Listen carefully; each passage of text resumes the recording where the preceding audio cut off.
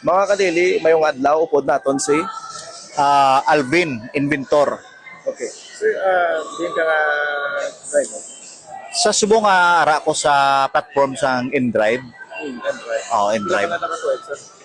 Madaga na mga 2 years. 2 years. Oo, Okay. 2 years. Sir, nang subok ka ba kung basta ang 5,000 pesos na fuel subsidy gikan sa DSWD ng benta na ganito?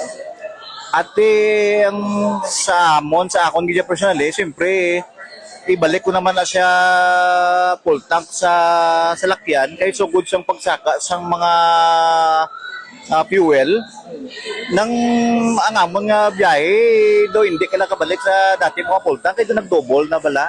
So di subong tsansa naman nga mabalik nakon sa full tank ang akon nga fuel kasi iba naman dati bulig bakal bugas balay Mga bata, sir.